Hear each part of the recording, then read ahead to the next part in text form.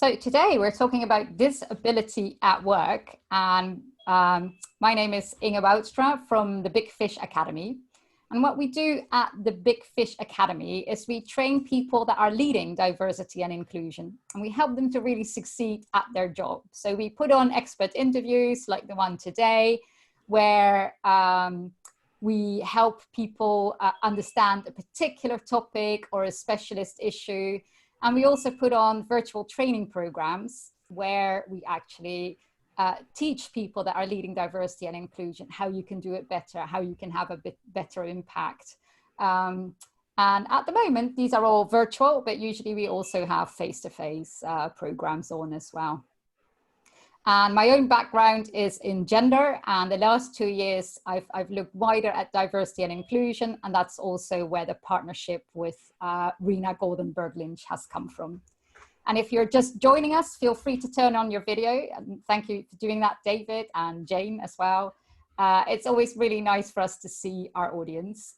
And today we're talking about disability at work, and we've invited Paul Deemer from the NHS Employers organization. Now, I met Paul years ago, actually, when we did do a project on gender together. But I know Paul has, moved on. He works for the NHS Employers organization as a diversity and inclusion leader, and has done a lot of projects on disability. So do you want to give some background about yourself, Paul? Yeah, absolutely. And your organisation, because the NHS, the National Health Service, I think is known by most people. You know, it's in the UK, they run basically all the hospitals and dentists and any health services. But what does the Employers organisation do? Good question. Good question. Yeah. So, and I won't try and explain the NHS because I've worked in the NHS now for 20 years and I've still yet to understand it. And it's one of those organisations as well where the minute you think you understand it, they go and change it again. So, or they restructure it, or something or other happens. Having said that, it's obviously an institution at the heart of this country, and I'm very proud to work for them. And I know, you know, the 1.5 million staff that we have, all of them are proud, I think, to work for the NHS, particularly at the moment, for all the reasons that you'll understand. What we do at NHS Employers is we're a very small part, very small cog in the big wheel, and we're an employers association. So we're relatively small. We're only 200 staff in terms of numbers as an organisation, but our role is to try to help support NHS. Well, it's two roles actually. So, firstly, to support NHS organisations to better understand the needs of their staff, so how they can be better employers generally across the whole human resources spectrum. And my part within that is to offer advice around diversity and inclusion. But the second part that we have, and the second role that we have, is to try and influence national policy as well, and government on behalf of employers. So we speak on behalf of employers, we represent them in various forums, various working groups, and various capacities. So we'll attend, for example, parliamentary inquiries on behalf of employers and speak on their behalf in relation to a whole range of employment related issues. So that's what we do. I've worked here, as I say, for probably nigh on 20 years at NHS Employers, and I think that's mainly because it's a great place to work. I felt no need to move elsewhere. And I think because the environment has changed so much actually around diversity and inclusion in that 20 years, it's kept me fully occupied, Inge, as you can imagine. So across all of the spectrum of diversity. So it's great to be here. Yeah, so I mean, can you give a sense of like how many staff do you interact with NHS staff directly or through the HR teams of their different organisations? So a combination, really. I mean, essentially, our primary audience is HR directors and HR managers and HR staff, just purely because of, you know, capacity. And but inevitably that will lead us into different paths. And actually this virtual world is amazing for us because it allows, so for example, last week I attended a conference in Surrey in the morning and then a conference in Gateshead in the afternoon, which gave me access to frontline NHS staff in a way that I probably wouldn't have been able to in the real world, because it's very difficult to travel from Surrey to Gateshead in a day, Yeah. let alone in a couple of hours. So. Mm. And Paul, I mean, so you have, yeah, you sort of help those people in HR to get diversity right, and often you also then interact with staff. So I mean, I know in 2019 you started the Workforce Disability Equality Standard at the NHS. Can you explain a bit more about what that is? Yes, we did, and the reason we did that is we did that on the back of another standard that we'd introduced 5 years ago, actually, which was a workforce race equality standard, and the idea was to create a benchmark for the NHS and a way of measuring to what extent was the NHS race equality friendly, and to what extent were we giving equal opportunities to our Black, Asian, minority ethnic staff. So that was introduced 5 years ago. That has had an impact across the NHS. And on the back of that, last year in 2019, as you say, we introduced a disability equality standard. So again, it's a benchmarking tool.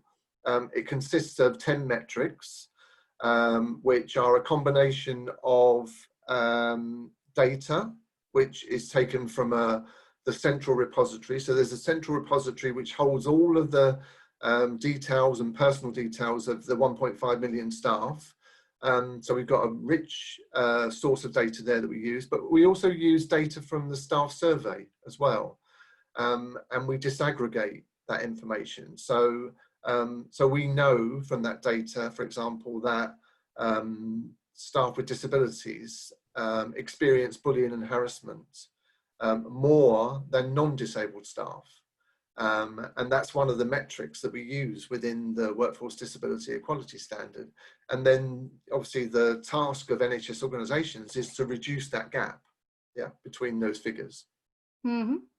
And great question coming in, so I'm throwing that in straight away about this. I mean, do you also measure disability confidence in your in that standard?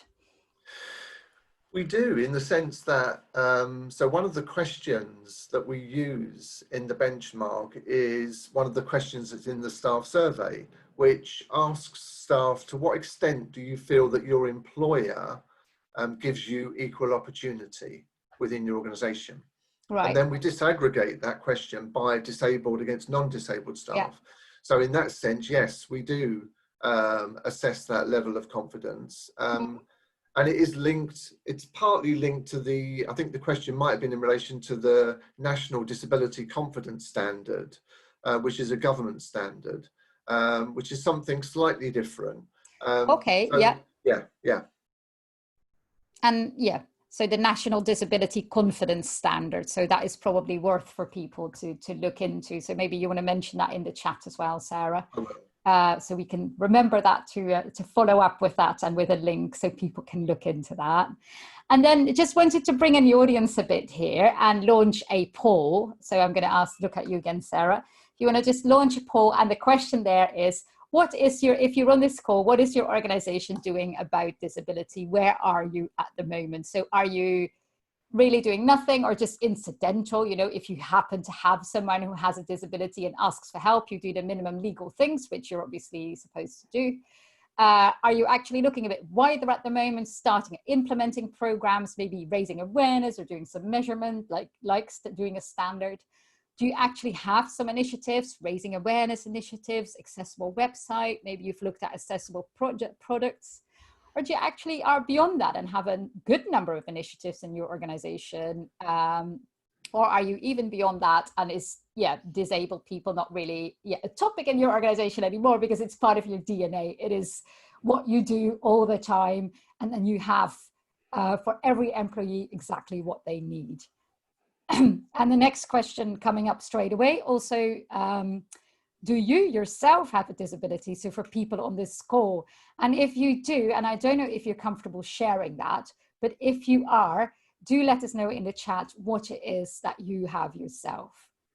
And let's see what is coming in here. We still need some more people to vote. So meanwhile, you have some time to write in the chat. Now, not everyone can vote, because if you are joining from a mobile device, sometimes it's harder. And if you are not joining through, if you're joining on the website rather than download the Zoom app, you can't vote either. So I'm sort of assuming everyone has voted now. We've got 70% of people that have voted. So let's look at the results.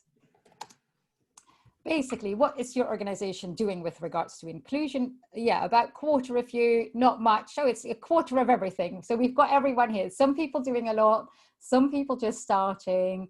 And yeah, some people saying actually it's part of our DNA. And interestingly, question 2, I find that super interesting. There is 73 people on this call who do have a disability, which is obviously a high number, which is quite interesting, because I don't know if you know, which makes sense, because that's probably why you're interested in this topic and why, yeah, you may have joined.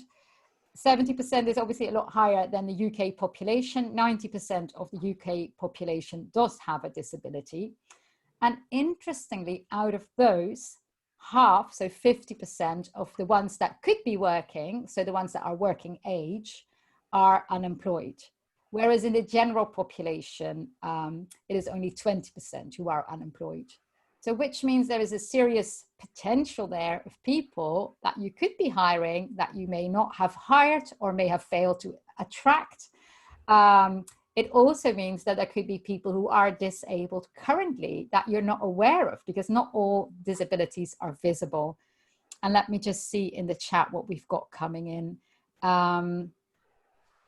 Someone saying, yeah, I've got dyslexia. Yeah, that is a visibility people can't see, right? So yeah, fibromyalgia. Oh, someone saying I got this wrong. 70% don't have a disability. Oh yeah, I am so sorry. Never mind. You've all been able to see this, and I'm just really glad someone's pulling me up on this. So that is like the general population, and 27% of you have a disability and 73 feel they don't. And I mean, I can't see they're not sure. Somehow that's not in my screen. No one is not sure. And then someone has got tinnitus, I think you pronounce it like that, which is high frequency hearing loss. So thank you for sharing that. That is really good.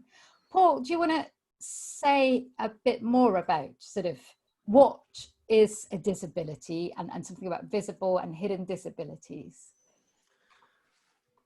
Absolutely, yeah, I'm sure. Happy to do that, because I think it's really interesting. Actually, I talk a lot about this. Obviously, it's my world, and it's my life, and it's what I do. But disability is a term that we use, and I think within the diversity world, we tend to use generic terms. You know, again, I think race, you know, is a very generic term. There's a lot underneath it. Sexual orientation is another term that we use, and again, there's a lot within that. And within disability, as you say, Inga, it covers a very wide spectrum. And we often differentiate those by referring to visible disabilities and hidden disabilities. And I think the classic, if you like, hidden disability is mental health. Yeah. And actually, interestingly, some people don't even, I've had conversations with people who wouldn't even regard mental health as a disability. They see it as something separate almost, which I think is really interesting. But it certainly does come under that category. And I think even within those categorizations, so even within mental health, for example, there's also a similar spectrum, which ranges, for example, from neurodiverse conditions such as autism or dyslexia and bipolar, through to learning disabilities and learning difficulties. And so again, some of these conditions are hidden as well. And I love the one, the example that's given in the chat box, that a colleague has got tinnitus. And tinnitus, very much a hidden disability Yeah. that, you know, unless you either declare it or, you know, you get asked the question, wouldn't necessarily be a disability or a condition that you would want to, or you would disclose in normal circumstances. Yeah. And what does that mean for organizations, Paul? Because if you can't see it, you can't give the support. So what does that mean for organizations? So what it means for organisations, and I think definitely for us at the NHS because of the size. So the NHS, you know, we use that term NHS, but essentially the NHS is 500 separate organisations. All of them have got their own individual cultures. They've got their own individual ways of working, and they've got their own uniqueness about them. And that, you know, that applies within organisations, that you can't hope to, you can try to, but you can't hope to cover everything. So I think a disability policy is really just a framework that people can work within. And I think a good parallel to draw with people is something like a health and safety policy.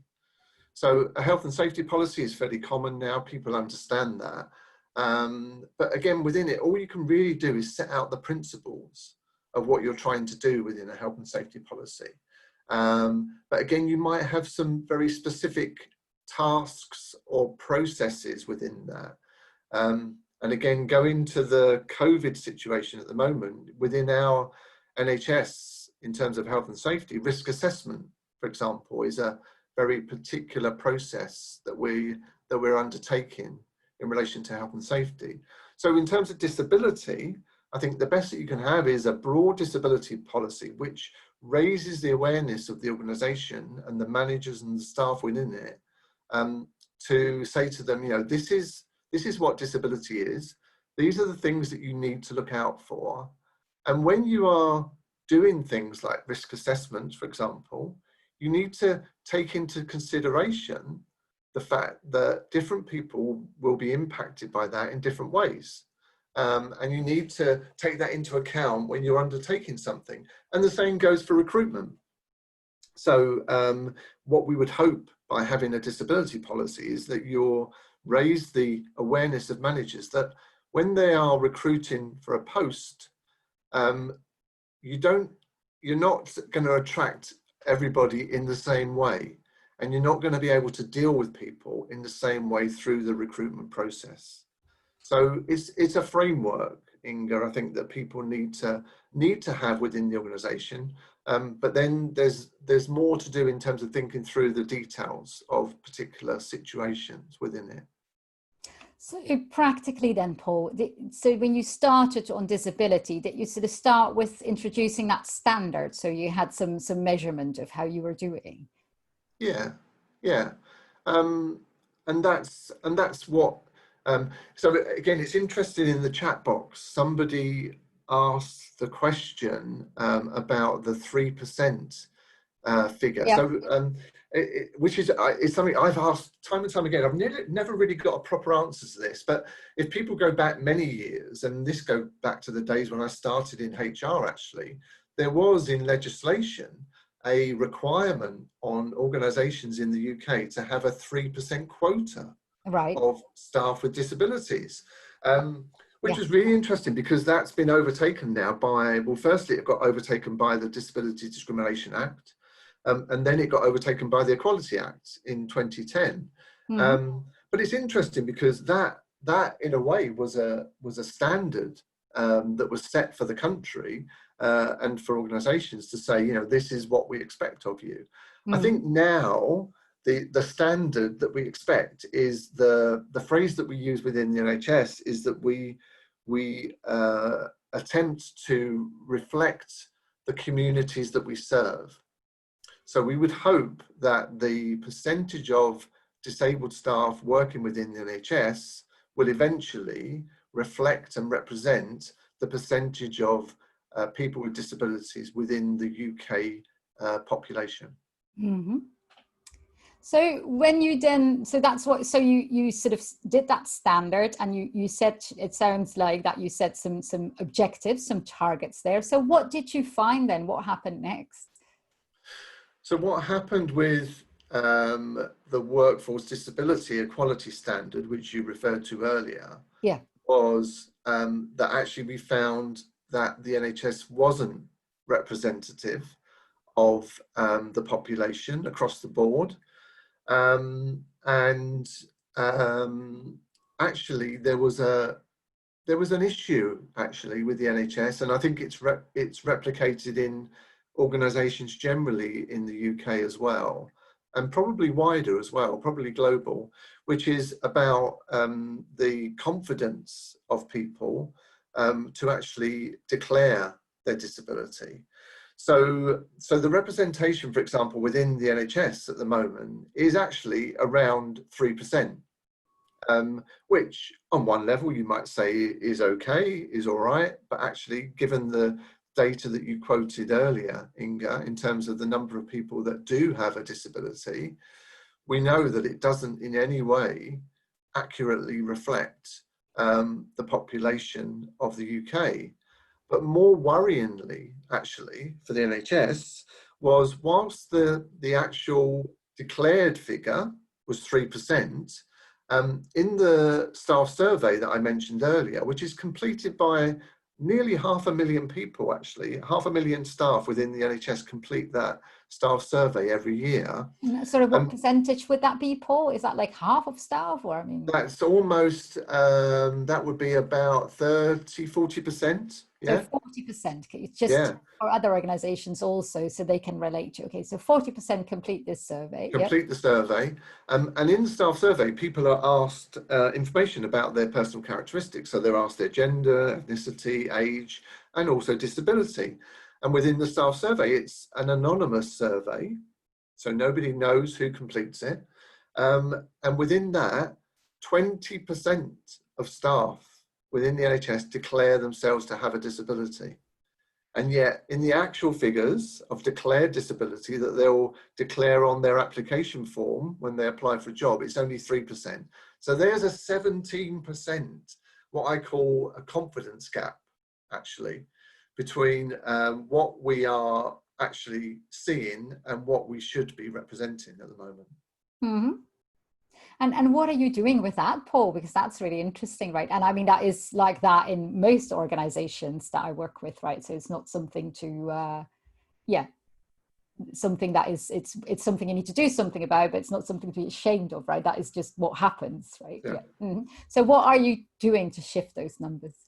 Okay, so we're doing numerous things. So firstly, obviously in terms of the numbers, we are looking at recruitment, because obviously recruitment is very much the sort of front door for any organisation, and we are trying to make ourselves more accessible to disabled communities generally, and that's both in terms of how we represent the NHS and how we represent ourselves as an inclusive employer. So we're making sure that our messaging is very clear, that we welcome people with disabilities into the organisation, and that we are prepared to make reasonable adjustments for them when they come into the workplace. So we're making that very clear in all of our literature and our promotion work that we do for the NHS. But we're also then looking at the processes, because at the moment, again, like many organisations, our processes are very automated, very much online, which has got its advantages, but it actually doesn't suit everybody.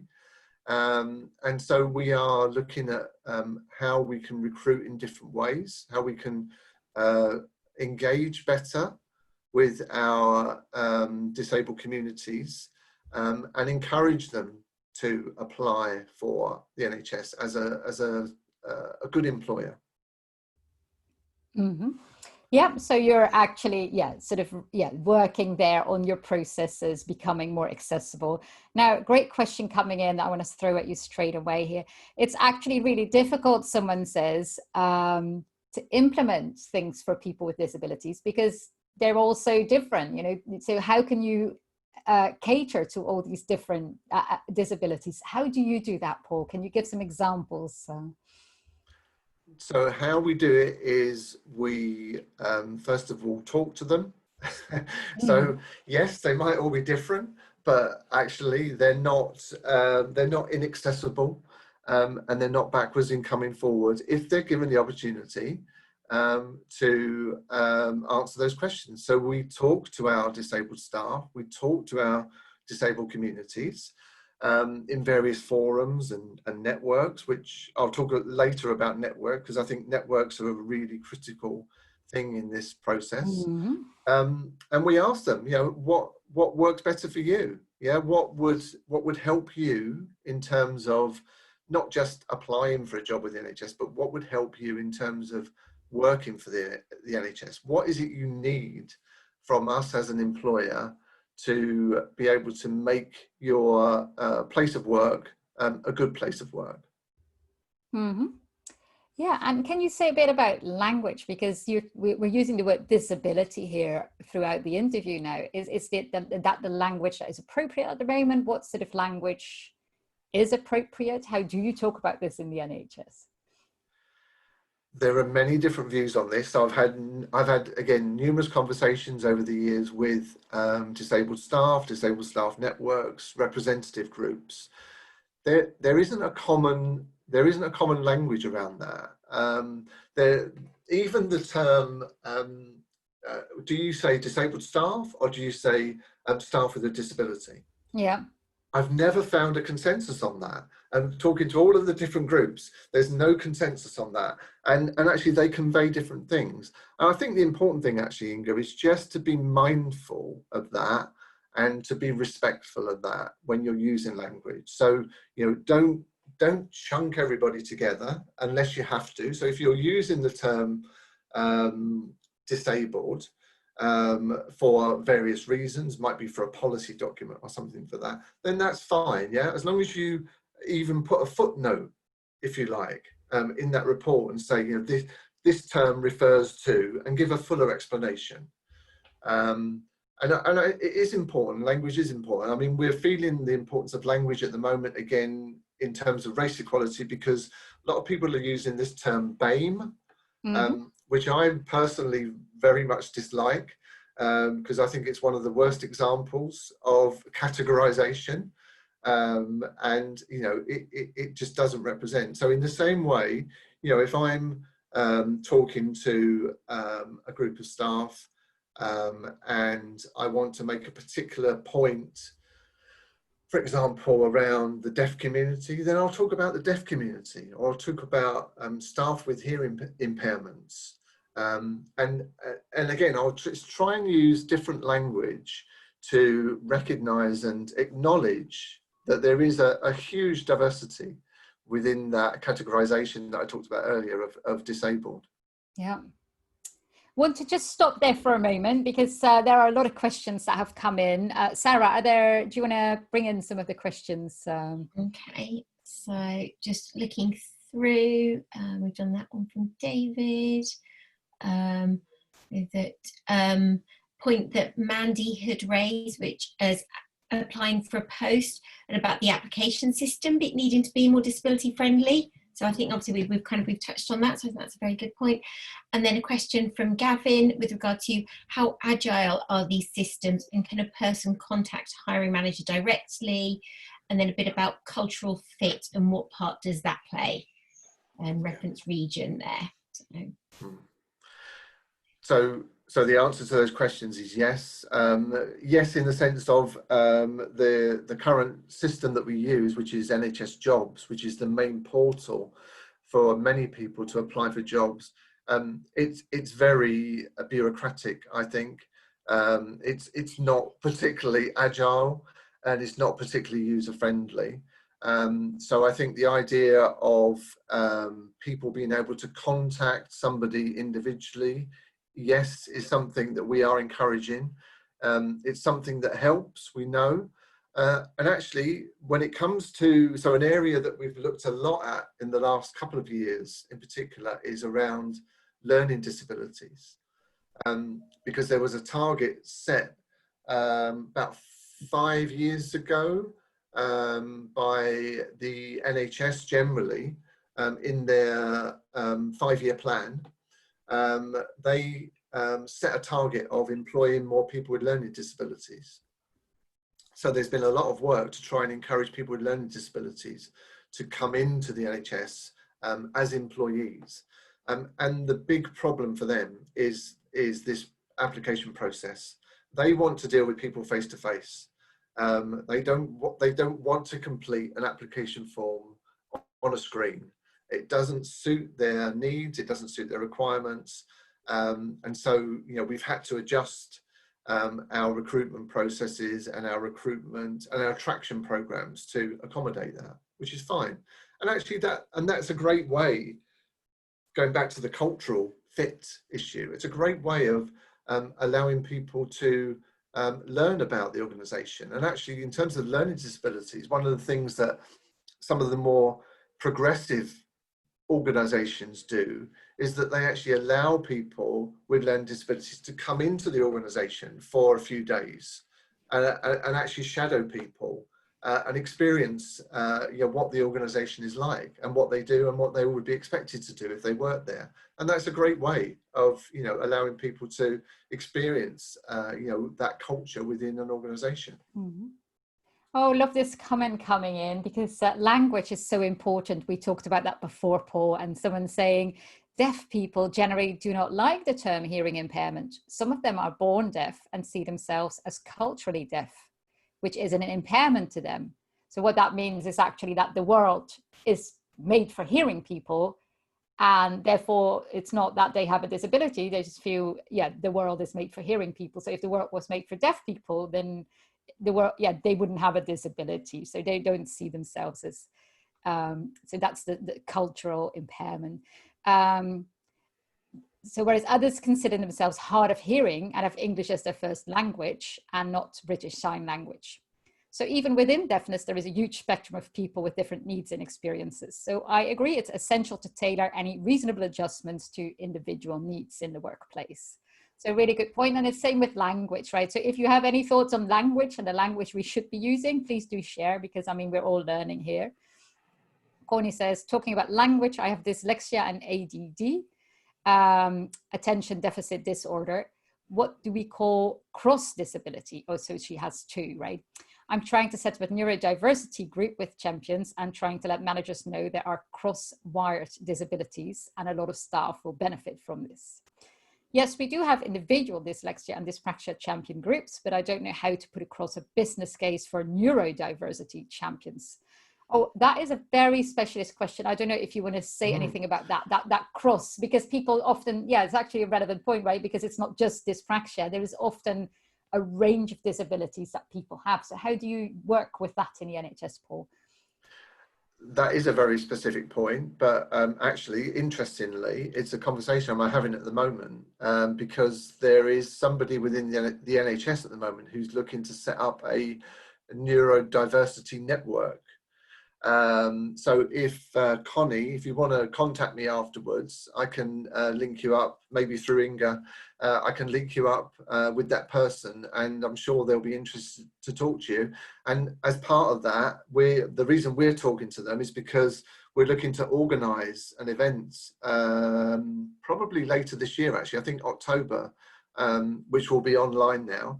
But we're looking to organise an event which is going to be looking at neurodiversity specifically. So please contact me about that, and I'll put you in contact with those people. The previous question that you referred to as well, Inga, about hearing impairments and language was actually also about what we talk about in diversity and disability as the medical and social model. Which I haven't talked about yet, but many of you, I know, I'm getting some nods I can see on the screen, which is great.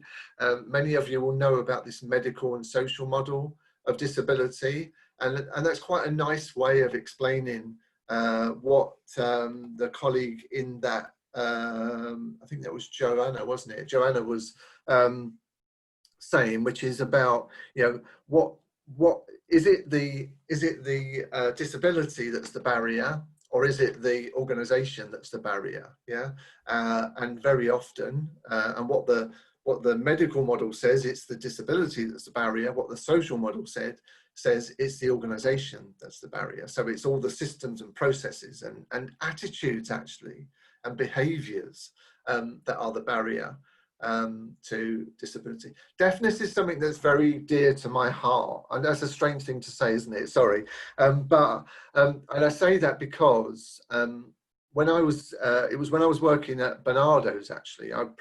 Prior to the NHS, I worked for the charity Barnardo's, and my first appointment that I made was for a secretary. So I was lucky enough in those days to have a secretary. I don't have one today. I think I've been downgraded in that time. I had a secretary at Barnardo's, and we had a deaf applicant for that secretarial post. And I'll never forget the day that I was given the pile of application forms on my desk. This was the days before computers even, actually, and the internet. And I had a pile of applications on my desk, and my assistant said to me, "Oh, here's the application. There's one here from somebody who said that they're deaf. So you probably won't want to interview them." So, which was typical of the attitude at that time. I did interview her. I appointed her. She worked for me for 3 years while I was there before I left. She was fantastic. I learned so much from her. I learned how to use, it was called Type Talk at the time. I can't remember the technical term for it, but it was her preferred way of communicating. It introduced us to a whole new world as a team of how to be inclusive and how not to be exclusive, which is very easy to do. Even to the point where it was interesting earlier when we were preparing, Sarah said to me, "Oh, you've got a nice bright background behind you there." And of course, in terms of people with hearing impairments who are lip reading, the background actually, and this is relevant today now as we're using technology more, is really important to them. And do we think about that? I'm not sure that we do think about those sorts of things enough. Yeah. So really good points. Thank you. Yeah, some good points coming up there. Lots going on in the chat, and rest assured we will address those things. So either after the call or in the follow-up. So what we'll do is we make a summary of the links and people that have things to share in the chat. And if it's too much for us to summarize, we will also include, I believe the chat is recorded as well, so we can include that too, because I know we won't be able to address all the points, and specifically the points made about the NHS. Some tips there in there for you as well, Paul. So definitely something you want to follow up with. Wanted to ask though, so if you've been talking about being inclusive, right? And being inclusive, hiring someone who is deaf, and how can you be inclusive for them? So what can organizations really do to make people with disabilities feel included? Okay, so I think it starts from that whole process of recruitment. So it starts from that application form, that application process. I think the language that we use in job descriptions. I mean, I'm a HR professional. That's what I do, and that's how I was trained. And I think I can say that my profession is quite lazy when it comes to job description. So when I was working as a frontline HR manager, I would, if a job came up, a vacancy came up, I just sort of went to the shelf and pulled out the previous job description and just sort of, that was the one that we would use. I didn't really look at it properly. But actually, again, what's on that piece of paper is really important to people, and it conveys all sorts of messages. So I think thinking about that process, I think thinking about the things that I talked about earlier, which is about, how do you interact with people in that process?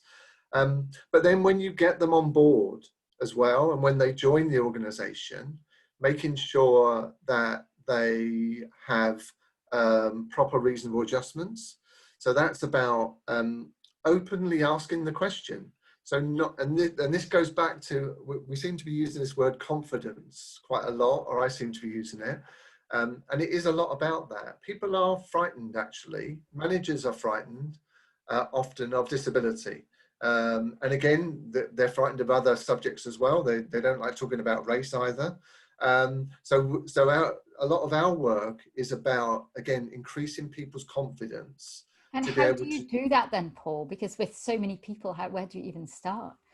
So the way that we get people to do it within organisations is that we encourage them to get disabled people talking to their staff and to their managers. So lots of teams within organisations have team meetings. Yeah, regular team meetings. Most people will have at least a monthly team meeting. Hopefully, if you're working for a relatively good employer, you'll at least have a monthly team meeting. So invite somebody with a disability to come in and talk to the team about a particular subject, to talk about, you know, what it feels like them to work within their organisation, but also have that conversation within your team as well, and just put it on the agenda.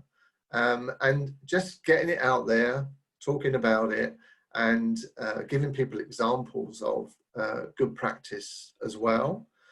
Good practice is a fantastic thing, and I know, Inga, you do that. That's a lot of what you do in your organisation. You encourage and you promote and support good practice, and people are very competitive, you know. So if they see that, I don't know, Sainsbury's are doing some really good stuff around employing people with disabilities, tell your organisation about that, yeah, and they'll say, well, if Sainsbury's can do it, you know, we can do it.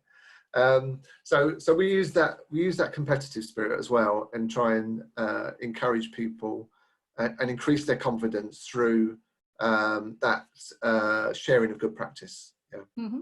And how do you coordinate that? I mean, is there some sort of steering group or a D&I committee that covers disability? Or?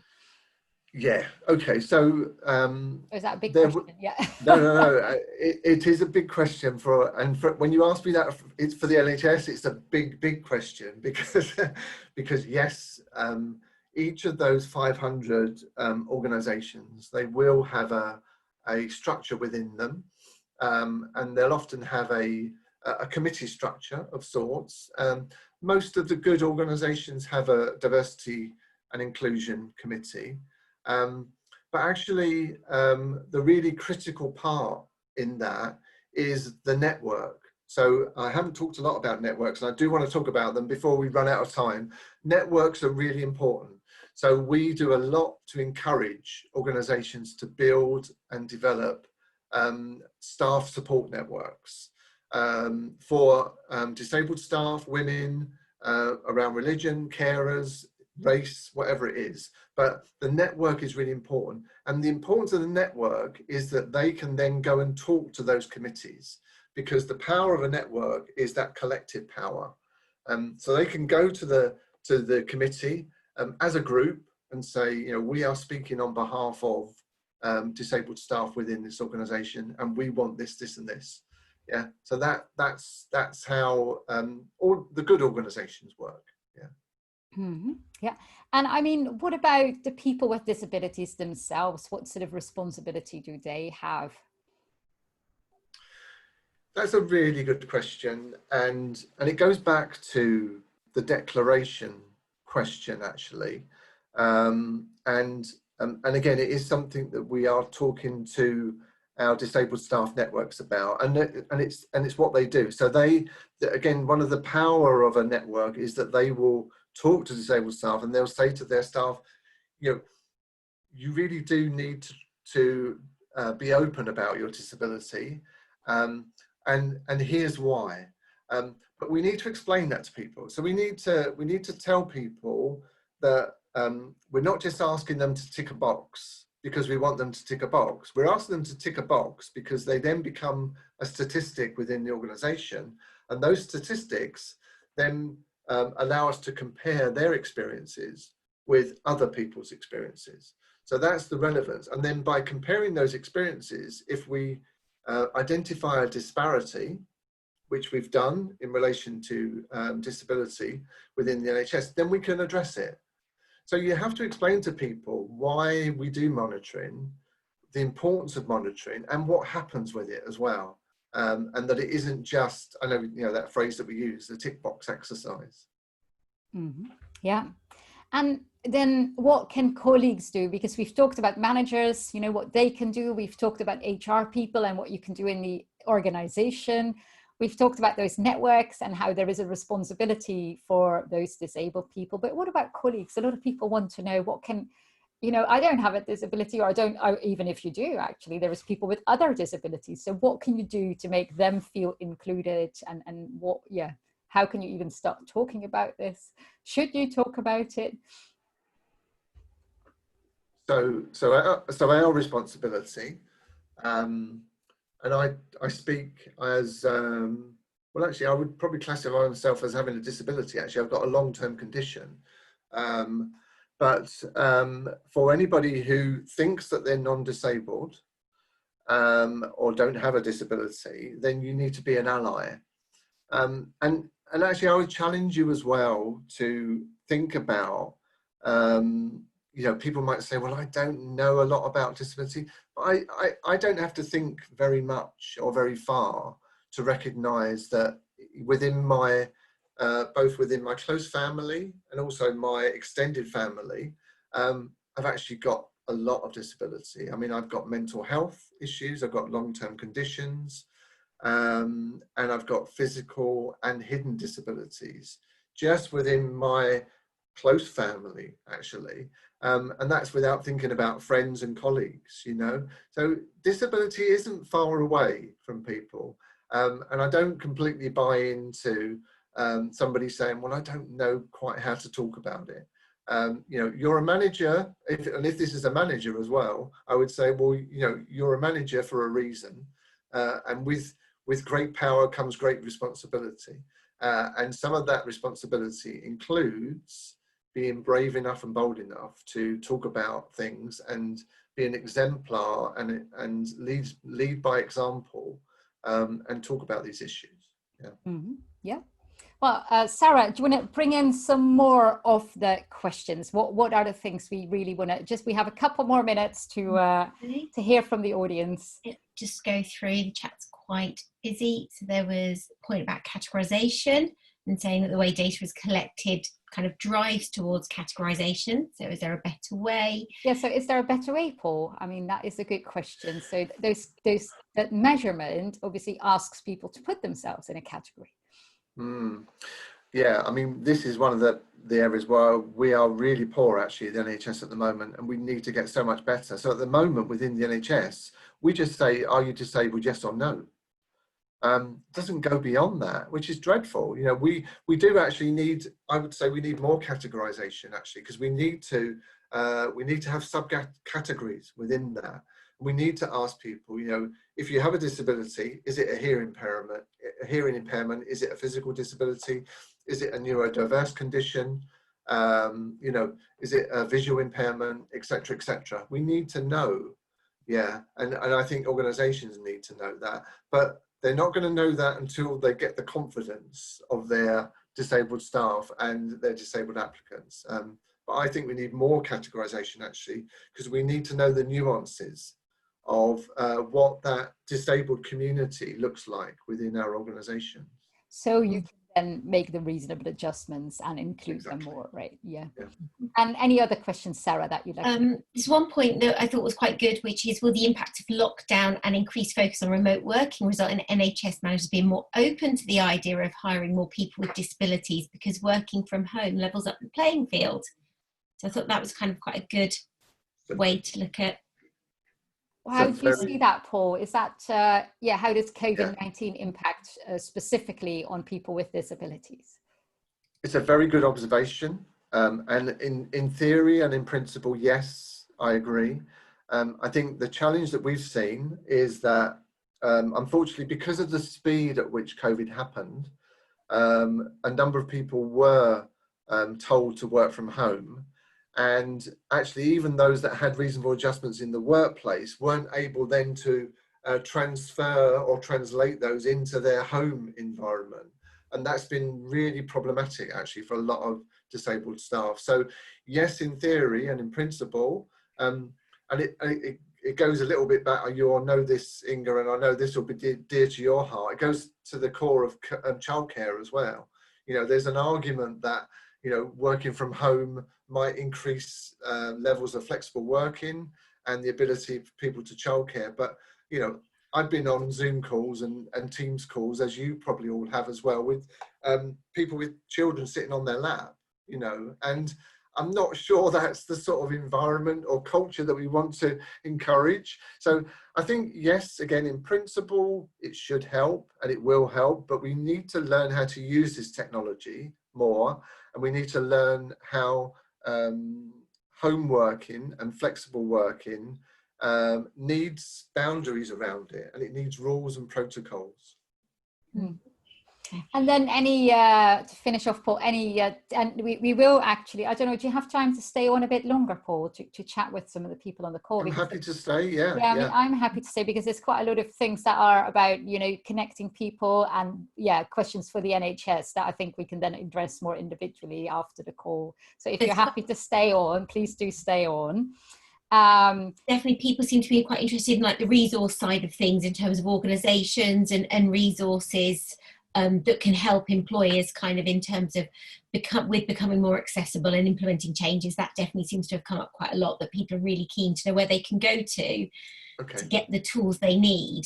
So any suggestions there then, Paul? Where did you go to? Because obviously when you started 2-3 years ago, you weren't as knowledgeable on this topic as you are now. What were some good places and some tips for people on where to start or where to find more?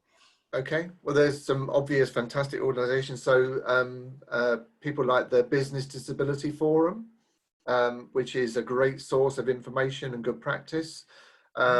Even the Government Equalities Office and the Equality and Human Rights Commission are both good places to go to.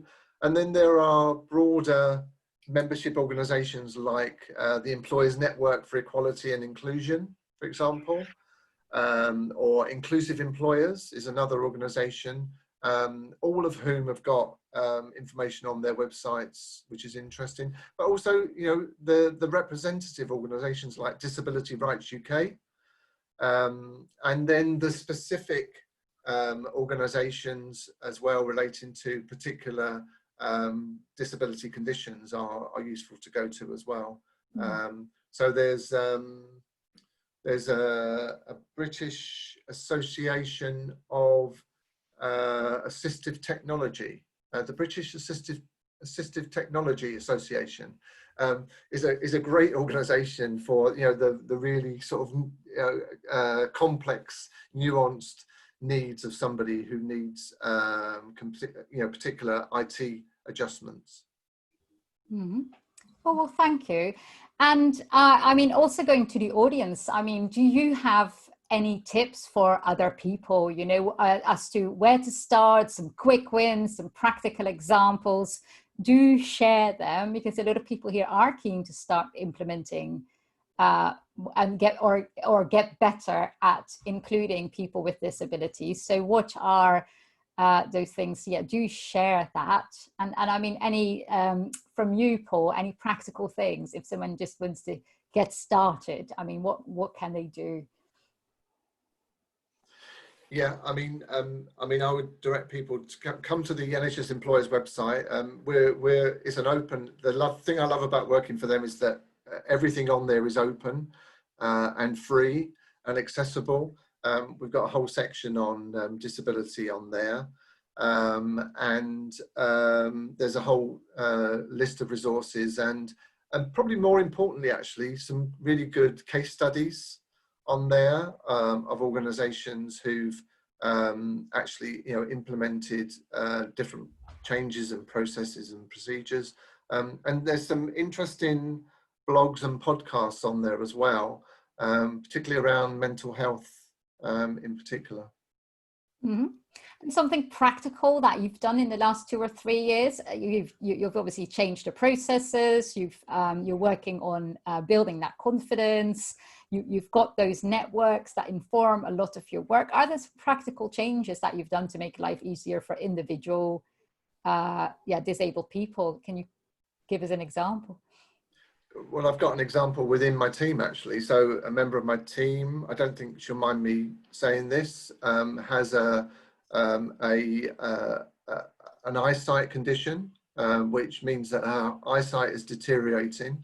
And so that required us actually to contact Access to Work, which I haven't mentioned yet, but is a good place for people to know about.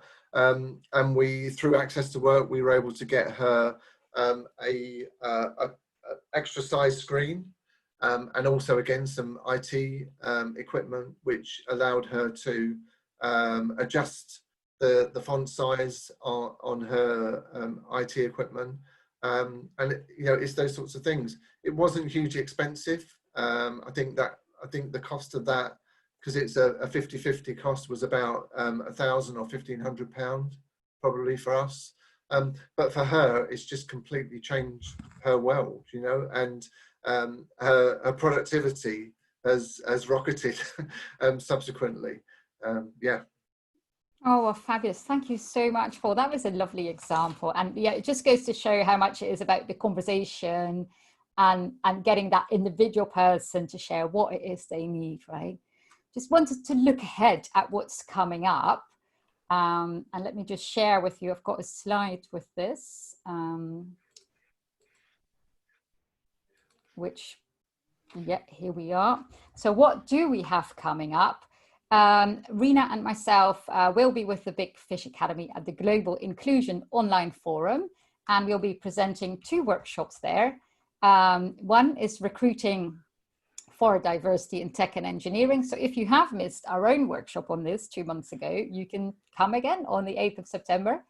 And we will run a workshop there, creating inclusive environments to achieve gender balanced organizations. That's on the 8th and the 9th of September. And you need to sign up through their website. And in our follow-up notes, we'll give you the link for that. We also have a free expert interview coming up again, which is all about collecting data on the 23rd of September. So it'll be like today, but then we have hopefully someone from the BBC coming to join us, sharing how they get people to share their demographic data and increase the numbers. And then we have,